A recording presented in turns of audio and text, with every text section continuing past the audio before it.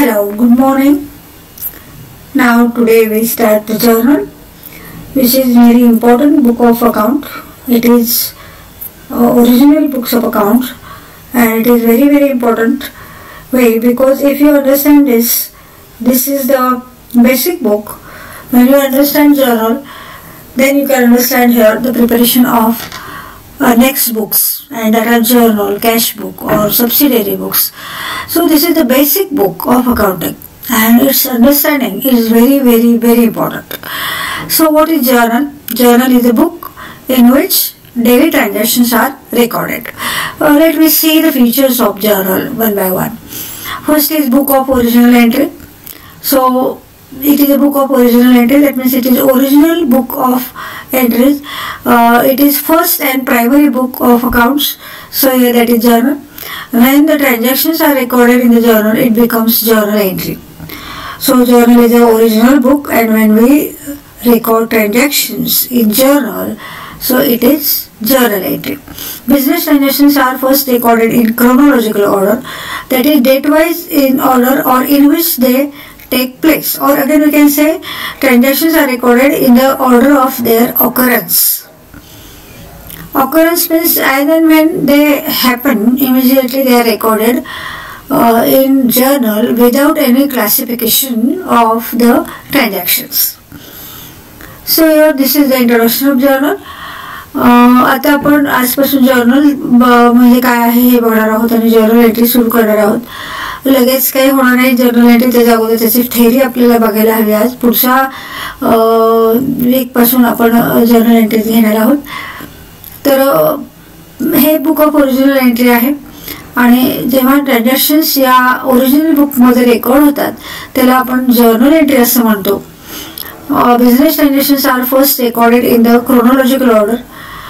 Chronological order म्हणजे काय बघा, जसे जसे ट्रान्झॅक्शन्स होतील तसे तसे ते रेकॉर्ड केले जातात. समजा आजची डेट आहे 27. आज सकाळी कुठलं ट्रान्झॅक्शन झालेलं असेल 11 वाजता, तो अगोदर रेकॉर्ड होतो. त्याच्यानंतर 12 वाजता कुठला झालेला असेल तो रेकॉर्ड होतो. त्याच्यानंतर 3 वाजता, 4 वाजता, म्हणजे जसं जसं ट्रान्झॅक्शन्स घडत जातात तसं तसं त्याचं रेकॉर्डिंग होतं. मग इथं त्यांनी डेट वाईज असं दिलेलं आहे. Date wise in the order म्हणजे कालचे ट्रान्झॅक्शन अगोदर रेकॉर्ड होणार, मग आजचे, आणि आजचे झाल्यानंतर मग उद्याचे. असं म्हणजे जसं जसं ट्रान्झॅक्शन घडत जातात तसं तसं हे त्याचं रेकॉर्डिंग होतं. म्हणून ते जसं म्हणले transactions are recorded in the order of their occurrence. Occurrence म्हणजे जसे जसे ते हॅपन होतील, जसे जसे घडतील, however they take place, immediately they are recorded in journal. त्याच्यानंतर journal means a daily record. आपल्या रोजच्या व्यवहारामध्ये जे दैनंदिन व्यवहारामध्ये जे ट्रान्झॅक्शन्स हॅपन होतात, मग ते परचेस ऑफ मटेरियल असू दे, सेल ऑफ गुड्स असू दे, सॅलरी द्यायची असू दे, रेंट द्यायचा असू दे, नाहीतर तुम्ही काही स्टेशनरी मटेरियल आणलं ते असू दे, प्रिंटिंग चार्जेस असतील, झेरॉक्स चार्जेस असतील, बस फेअर असेल, ॲटो फेअर असेल. आता किती लिस्ट केली तर कितीतरी आपल्याकडे एक्सपेन्सेस आणि इन्कम्स चे ट्रान्झॅक्शन्स, तसंच काही पर्सनशी रिलेटेड ट्रान्झॅक्शन्स, तसंच काही प्रॉपर्टीशी रिलेटेड ट्रान्झॅक्शन्स हे घडत असतात. आणि आपल्या रोजच्या व्यवहारामध्ये आपण जे ट्रान्झॅक्शन घडल्याबरोबर किंवा झाल्याबरोबर त्याचं आपण रेकॉर्डिंग करतो, तर त्याचं त्या बुकचं नाव जर्नल आहे. म्हणून ह्याला डेली रेकॉर्ड असं म्हटलं जातं. Journal contains daily record of business transactions. हे व्हेरी इम्पॉर्टंट फीचर आहे ह्या जर्नलचं. त्याच्यानंतर importance and utility of journal. पहिलं इम्पॉर्टन्स काय आहे बघा, काय आहे ह्याचं ट्रेडरला इम्पॉर्टन्स काय आहे. It shows all necessary information regarding transactions. म्हणजे कुठलेही ट्रान्झॅक्शन्स घडलेलं असू दे त्याच्याबद्दलची सगळी माहिती इथे आपल्याला जर्नलमध्ये मिळते. ट्रान्झॅक्शन कुठल्या प्रकारचं आहे, कुठला अकाउंट डेबिट झाले, कुठला अकाउंट क्रेडिट झाले, डेबिटची अमाऊंट किती आहे, क्रेडिटची अमाऊंट किती आहे, त्याची डेट किती आहे, आणि त्याचं नॅरेशन म्हणजे ते कशासाठी ट्रान्झॅक्शन झालेलं आहे त्याचं एक्सप्लेनेशन सुद्धा आहे त्या एंट्रीचं आपल्याला इथं मिळतं. म्हणून इथं त्यांनी असं काय सांगितलेलं आहे की सगळी नेसेसरी इन्फॉर्मेशन आपल्याला जर्नलमध्ये मिळते. दुसरं डेट वाईज ट्रान्झॅक्शन म्हणजे आता मी सांगितलं क्रोनॉलॉजिकल ऑर्डर. डेट आणि टाइम. आता समजा कालचं असेल, काल 2-3 ट्रान्झॅक्शन झाले, आज 2-3 झाले, उद्या 2-3 झाले, तर ते कसे कसे घडतील तसं तसं डेट वाईज ट्रान्झॅक्शन आपण इथं विदाउट एनी क्लासिफिकेशन म्हणजे ते वर्गीकरण न करता जसे जसे घडतील तसं तसं आपण ते रेकॉर्ड करत जातो. त्याच्यानंतर आहे chronological order in debit and credit form and with the amount of each transactions. म्हणजे त्या ट्रान्झॅक्शनमध्ये डेबिट अमाऊंट किती आहे, क्रेडिट अमाऊंट किती आहे, डेबिटचं अकाउंट कुठलं, क्रेडिटचं अकाउंट कुठलं, हे सगळं त्याच्यामध्ये आपल्याला त्या एंट्रीमध्ये पाहायला मिळतं. त्याच्यानंतर accounting procedure is followed on the basis of accounting documents. आता आपण कालच्या पिरियडमध्ये अकाउंटिंग डॉक्युमेंट्स बघितले होते. त्या अकाउंटिंग डॉक्युमेंट्सवर आधारित ह्याच्यामध्ये ते एंट्रीज करतात. त्याच्यानंतर नॅरेशन प्रोव्हाइड्स ए ब्रीफ. हे सगळे इम्पॉर्टन्स आहे बरं का, बरेच पॉईंट्स दिलेले आहेत त्यांनी इम्पॉर्टन्स तुमच्या बुकमध्ये. थेअरी आपण सब्जेक्ट अंडरस्टँडिंगला इथं बघायचे आहे. ह्याच्या पेपरमध्ये काही फारसं आपण इथं मोठे क्वेश्चन विचारत नाही, फक्त ऑब्जेक्टिव्ह 10 ते 15 मार्काचा आपण इथे विचारतो. Basic understanding of the terms आणि रेकॉर्डिंग ऑफ द ट्रान्झॅक्शन्सच्या पाठीमागचे लॉजिक इथं आपण जास्त डेव्हलप करायचं आहे या सब्जेक्टमध्ये. Narration provides a brief explanation about the transaction. आता व्हॉट इज नॅरेशन हे आपण टर्मिनॉलॉजी वगैरे पाहिले. प्रत्येक एंट्री झाल्यानंतर त्याचं नॅरेशन दिलं जातं आणि त्याचं एक्सप्लेनेशन दिलं जातं, कशासाठी हे एंट्री पास केले त्याचं आपल्याला इथे एक्सप्लेनेशन सुद्धा मिळतं. It helps to find and prevent errors. हे बघितल्यावर आपल्या जर्नल आपण जेव्हा करतो आणि त्यानंतर वाचतो तर आपल्याला त्याचे काही मिस्टेक्स आढळल्या तर ते मिस्टेक्स आपण फाइंड आउट करून त्या टाळायचा प्रयत्न करू शकतो. It helps to check arithmetical accuracy of the transactions. Arithmetical accuracy तुमच्या लक्षात आलं असेल, काय आपण त्याला म्हणू शकतो गणितीय अचूकता. ही आपण इथं प्रत्येक पेजची टोटल करतो त्यावेळेस आपल्याला ते अचूकता साधता येते. It helps in the preparation of final accounts. याचा अर्थ असा होतो की वर्षाच्या शेवटी आपल्याला फायनल अकाउंट्स तयार करायला लागतात आणि ते फायनल अकाउंट्स तयार करताना आपल्याला ह्या जर्नलचा उपयोग होतो आणि जर्नलवर आधारितच ते फायनल अकाउंट्स असतात. जसं जसं आपण पुढच्या स्टेपला जाऊ तसं तसं ते प्रोसेसिंग होत जातं आणि प्रोसेसिंग होत होत होत होत सगळ्याच वर्षाच्या शेवटच्या महिन्यामध्ये मार्च महिन्यामध्ये आपण फायनल अकाउंट्स तयार करतो आणि त्या फायनल अकाउंटचा बेस हा जर्नल असतो. So this is it helps in the preparation of final accounts. त्याच्यानंतर हा स्पेसिमेन दिलेला आहे बघा. स्पेसिमेन कसं लिहायचं. आता समजा प्रॉब्लेम दिला, enter the following transaction in the books of this person. समजा सचिन ट्रेडर्स, संध्या ट्रेडर्स किंवा ABC एंटरप्राइजेस, XYZ एंटरप्राइजेस कोणी असू दे. तर त्याच्यामध्ये आपण जर्नल एंट्री पास करताना कुठल्या स्पेसिमेन मध्ये इथं पास करणार आहोत त्याचं तुमच्या टेक्स्टबुकमध्ये पॅरेग्राफ वाईज त्यांनी तिथं एक्सप्लेनेशन दिलेलं आहे. ते तुम्ही खूप डीपमध्ये तिथं वाचायचं आहे. मी आता मला माहिती आहे म्हणून मी इथं एक्सप्लेन करणार आहे फक्त, पण तुमच्या टेक्स्टबुकमध्ये स्पेसिमेनच्या खाली त्या स्पेसिमेनचं पूर्ण एक्सप्लेनेशन दिलेलं आहे. ते एक्सप्लेनेशन तुम्ही व्यवस्थित रीड करायचं आहे. तर journal of dash dash dash, इथे डॅश डॅशच्या ठिकाणी आपण काय लिहिणार आहोत, त्या एंटरप्राइजचं नाव लिहिणार आहोत. Journal of Sachin traders, journal of Sandhya traders, journal of XYZ traders वगैरे वगैरे. तर त्यातला पहिला कॉलम डेट आहे. डेटच्या बाबतीमध्ये काय काय लक्षात ठेवायचं बघा रेकॉर्डिंग करताना. आपण आता करणारच आहोत बाय प्रॅक्टिस, तुम्ही तिथे एक्सपर्ट व्हालेच, त्याच्याबद्दल काय प्रश्नच नाही. तर पहिला कॉलम आहे डेट. डेटमध्ये पहिलं इयर लिहायचं, 2000 काय आता 20 आहे 21 आहे किंवा ट्रान्झॅक्शनमध्ये जे प्रॉब्लेममध्ये जे डेट दिलेली असते तर ते डेट लिहायची आहे. पहिलं ते इयर लिहितो. समजा आता यावर्षीचं ट्रान्झॅक्शनचं आपण एक्झाम्पल घेऊ. यावर्षी या महिन्यामध्ये ट्रान्झॅक्शन झालेलं आहे म्हणजे अगोदर 2020 लिहायचं, मग मंथ लिहायचं आणि मग डेट लिहायची. तर अशा पद्धतीने हे इयर मंथ आणि डेट इथे लिहायचे. त्याच्यानंतर तिथे प्रोसिजर जे आहे अकाउंटिंग करायची त्या प्रोसिजरमध्ये आपण अकाउंटचा टाईप ओळखायचा आहे, त्याचा रूल अप्लाय करायचा आहे, कुठलं अकाउंट डेबिट होते कुठलं अकाउंट क्रेडिट होते हे ठरवायचं आहे.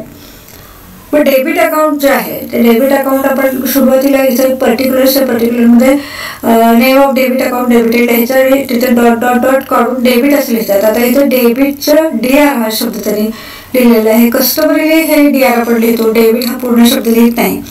DR हा त्याचा शॉर्ट फॉर्म आहे so the name of account debited, समजा सॅलरी अकाउंट डेबिट झालं असेल तर इथं आपण सॅलरी लिहिणार आणि हे डेबिट. मग वाचताना कसं वाचणार आपण, सॅलरी अकाउंट डेबिट.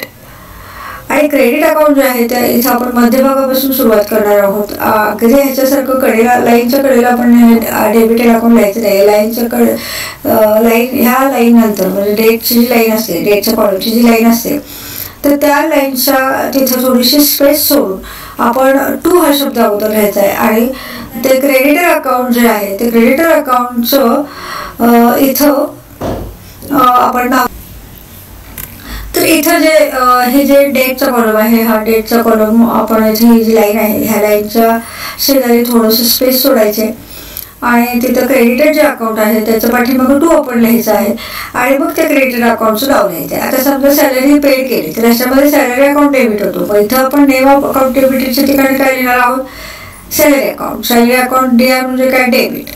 आणि कॅश अकाउंट बाहेर जातो म्हणून कॅश क्रेडिट होतो, म्हणजे टू कॅश अकाउंट असं लिहायचं आहे. आणि मग ती अमाऊंट आपण दोन्हीकडे लिहायची. मग त्याच्यामध्ये सुद्धा दोन प्रकार आहेत, एक सिंगल एंट्री आहे आणि एक डबल एंट्री आहे. सुरुवातीला आपण सिंगल एंट्री शिकायची आणि मग डबल एंट्री. आता परत एकदा बघू आपण हे पर्टिक्युलर हा दुसरा कॉलम आहे, हा महत्वाचा आहे. अकाउंट डेबिटेड आपण लिहायचं अगोदर आणि नंतर मग टू थोडी स्पेस सोडायची, बरं टू हे लिहायचं आणि क्रेडिटेड जे अकाउंट आहे ते टू लिहिल्यानंतर त्या क्रेडिट अकाउंटचं नाव लिहायचं आहे. मग आपण एंट्री वाचताना कसं वाचायचं आहे, समजा सॅलरी अकाउंट पेड केलं असेल तर salary account debit to cash असे एंट्री ती रीड करायची आहे. आणि मग त्याचं नॅरेशन लिहायचं, बिईंग सॅलरी पेड वगैरे. त्याचं तुम्हाला जसं जसं प्रॉब्लेम सोडवाल तसं तसं तुम्हाला नक्कीच येईल. आता इथं हे डेबिट अमाऊंट आहे आणि हे क्रेडिट अमाऊंट आहे. डेबिट कॉलममध्ये डेबिट अमाऊंट लिहायची आणि तीच अमाऊंट इथं आपण क्रेडिटला लिहायची, क्रेडिट साईडला लिहायची. फक्त ही डेबिटची अमाऊंट डेबिटच्या अकाउंट समोर लिहायचे, म्हणजे डेबिटच्या लाईनला डेबिटची अमाऊंट आणि क्रेडिटच्या लाईनला क्रेडिटची अमाऊंट असं आपण आता इथे लिहायचं आहे. म्हणजे समजा सॅलरी जर 5,000 असेल तर इथं 5,000 येईल आणि या कॉलममध्ये 5,000 येईल. म्हणजे डेबिटेडच्या अकाउंटच्या समोर डेबिट अमाऊंट, क्रेडिटेड अकाउंटच्या समोर क्रेडिट अमाऊंट. आणि इथं खाली कशासाठी हे ट्रान्झॅक्शन पास केले त्याचं एक्सप्लेनेशन लिहायचं आहे. हे नॅरेशन असतं ब्रॅकेटमध्ये आणि नॅरेशनची सुरुवात ही बिईंग पासून करतात आणि being salary paid, being rent paid वगैरे वगैरे असं आपण इथं according to nature of transaction इथं लिहायचं आहे. तर हा त्याचा स्पेसिफिक आहे. जर्नलचा हळूहळू तुमच्या लक्षात येईलच ते. आता कास्टिंग म्हणजे काय आहे बघा. कास्टिंग ऑफ जर्नल म्हणजे प्रत्येक पेजवर आपण टोटल करतो. म्हणजे आता एक पेज असेल जर्नलचं तर जर्नलमध्ये जेवढ्या एंट्री झाल्या तर तेवढा त्या एंट्रीच्या डेबिट साईडची टोटल आणि क्रेडिट साईडची टोटल इथं आपण करतो. तर आपण कास्टिंग ऑफ जर्नल असं म्हणतो. हे साधारण फिल इन द ब्लँक्समध्ये वगैरे येतं. The process of entering or recording the transaction in a journal is called as journalizing. What is meant by journalizing? असा क्वेश्चन येऊ शकतो. तर journalizing means the process of entering or recording the transaction in journal. त्याला आपण काय म्हणतो, journalizing असं म्हणतो. त्याच्यानंतर आता स्टेप्स बघा. जर्नलाइज करताना म्हणजे जर्नलमध्ये रेकॉर्डिंग करताना स्टेप्स काय काय आहेत आपण ज्या बघितलेल्या आहेत. आपण स्टेटमेंट तयार करतो बघा दिवाळीच्या अगोदर, त्याच्यामध्ये आपण ते जे केले ते तिथे करायचं आहे. समजा ट्रान्झॅक्शन केलं तर त्याच्यामध्ये अगोदर कुठले अकाउंट इन्व्हॉल्व्ड आहेत हे आपण अगोदर ओळखायचं. त्याच्यानंतर त्या अकाउंटचा टाईप आपण ओळखायचा आहे जसे आपण स्टेटमेंट बनवताना केलं होतं. मग त्याच्यानंतर त्याची डेबिट अँड क्रेडिटचं रूल लिहायचं आहे. आणि रूल आता इथं लिहायचं वगैरे काही नसतं, हे सगळं मनाच्या मनात करायचं असतं. हळूहळू प्रॅक्टिसमध्ये डायरेक्ट यायला लागतं. मग रूल डेबिट आणि क्रेडिटचा कुठला रूल अप्लाय होतोय आणि त्याच्याप्रमाणे कुठलं अकाउंट डेबिट होते आणि कुठलं अकाउंट क्रेडिट होते हे आपण लिहायचं. जसं आपण स्टेटमेंट बनवत होतो तसंच करायचं आहे. स्टेटमेंट मी म्हणूनच घेतली होती की स्टेटमेंट बनवणं याचा अर्थ ह्या जर्नलचं प्रिपरेशन करणं असं आहे. त्याच्यानंतर find out account to be debited and account to be credited. म्हणजे आपण आता पहिल्यांदा काय करणार आहोत, दोन अकाउंट कोणते ओळखणार आहोत, मग त्याचा टाईप ओळखणार आहोत. मग ते टाईप ओळखल्यानंतर त्याला रूल कुठला अप्लाय करायचा हे ठरवणार आहोत. आणि रूल अप्लाय केल्यानंतर कुठलं अकाउंट डेबिट होते, कुठलं अकाउंट क्रेडिट होते हे ठरवणार आहोत. आणि त्याच्यानंतर मग डेट कॉलममध्ये आपण डेट रेकॉर्ड करणार आहोत. आणि त्याच्यानंतर डेबिटेडचं आता मी सांगितलं तुम्हाला कसं लिहायचं. पर्टिक्युलर कॉलममध्ये पहिलं नाव डेबिटेडचं लिहायचं, ते त्या लाईनला चिकटून आपण सुरुवात करायचं आहे. जेव्हा क्रेडिटेड आपण अमाऊंटचे पर्टिक्युलर्समध्ये लिहितो तेव्हा थोडीशी स्पेस सोडून अगोदर 2 लिहायचं आणि मग त्या क्रेडिटेडचं अकाउंटचं नाव लिहायचं.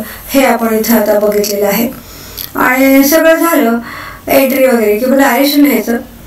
On first it is written close to date column वगैरे मी आता जे सांगितलं तेच त्यांनी ते एक्सप्रेशन केलेलं आहे.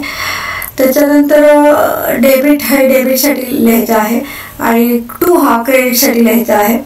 त्याच्यानंतर write the amount of transaction in debit column आणि क्रेडिट कॉलम मी सांगितलं तेच पॉईंट्स आहे इथं. त्याच्यानंतर आपण एक्सप्लेनेशन द्यायचं आहे एंट्रीचं. एक्सप्लेनेशन हे कंपल्सरीच असतं साधारणपणे. त्याला मार्क असो वगैरे नसो कंपल्सरीली ते लिहायचंच असतं. आणि फक्त जर्नलच आपण एक्सप्रेस लिहितो. बाकी कुठल्या ह्याला म्हणजे कॅशबुकला आणि जर्नलला आपण इथं नॅरेशन देतो. त्यामुळे इथं एक्सप्लेनेशन लिहिणं हे अगदी गरजेचं आहे.